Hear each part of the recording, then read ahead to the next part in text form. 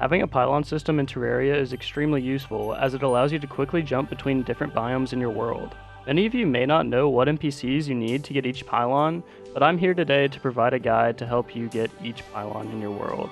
Just a quick note before I get started, you only need 2 NPCs to get a pylon in a specific biome, but I have 3 in most of mine due to NPC happiness, which I'll explain later in the video. Starting with the forest pylon, you can see that I have 4 NPCs here, and that's because all of these NPCs either like each other or like the forest biome. NPCs liking each other or their specific biome is going to be a common theme you see throughout the video. This is because it allows them to reach a happiness level they need to sell a pylon.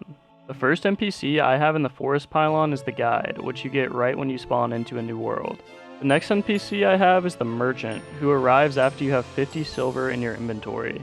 The third NPC I have in the forest is the zoologist, who will move in once you've completed 10% of the bestiary, which is equal to 54 entries. And the last NPC I have in the forest is the golfer, who can be found roaming the underground desert.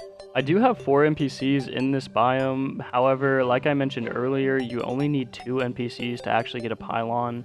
So for the forest pylon, I would recommend getting the guide and the merchant, as those are the first 2 NPCs you're going to have access to when you spawn into a new world. Next is the Cavern biome, where I have 3 NPCs. The reason it's Hallow right now is because that's where the V spawned when I entered hard mode, and I haven't gone back to change it with the terraformer yet. The first NPC I have here is the demolitionist, who will arrive after you have any type of explosives in your inventory, like bombs, dynamite, or grenades. The second NPC I have is the clother, who moves in after you defeat Skeletron. The last NPC I have here is the tax collector, who is converted by using purification powder on the tortured soul, which you can find in hell after you enter hard mode. Since the tax collector is only available in hard mode, the 2 NPCs I would recommend to get the Cavern Pylon are the demolitionist and the clother.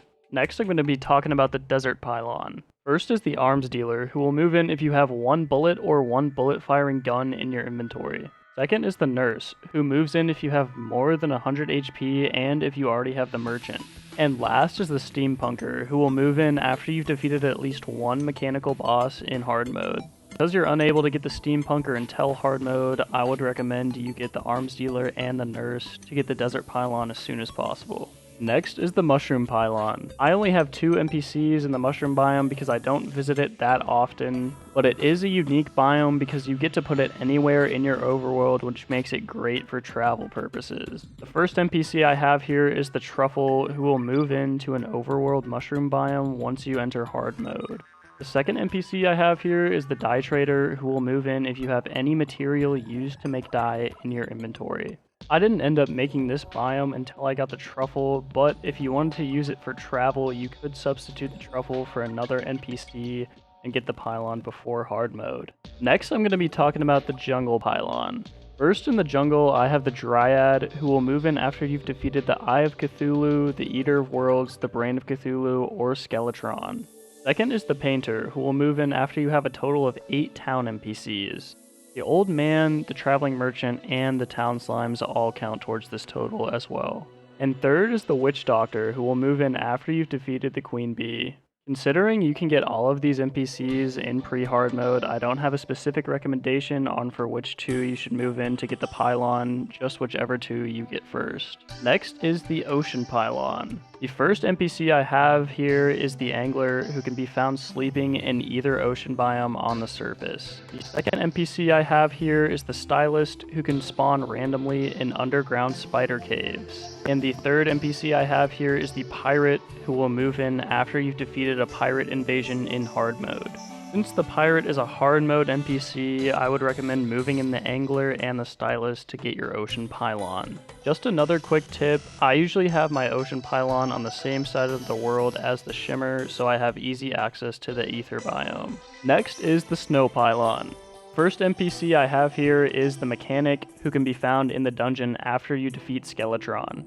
The second NPC I have here is the Goblin Tinkerer, who can be found in the underground layer after you defeat a goblin army. The third NPC I have is the Cyborg, who will move in after you've defeated Plantera in hard mode. Once again, since the Cyborg is a hard mode NPC, I would recommend moving in the Mechanic and the Goblin Tinkerer to get your Snow Pylon. Finally is the Hallow Pylon, which I saved until last because unlike the others, you are unable to get this pylon until hard mode. The first NPC I have here is the Wizard, who will randomly spawn in the Cavern layer after the Wall of Flesh has been defeated. The second NPC I have is the Tavern Keep, who will appear as the unconscious man in any layer of the world after you've defeated the Eater of Worlds or the Brain of Cthulhu. The last NPC I have here is the Party Girl, who has a 1 in 40 chance to arrive after you have 14 NPCs moved into your world. Similar to the Painter's criteria, the Old Man, the Traveling Merchant, and the Town Slimes all count towards this total. You likely will already have the Tavern Keep and the Party Girl when you enter hard mode, but if you only have one of the two, just find the Wizard and move them into the Hallow to get your Hallow Pylon. I really hope this guide helped you guys out, and if you enjoyed the video, remember to like and subscribe because it does a lot to help out the channel. This has been Mapes, and I will catch y'all on the next one.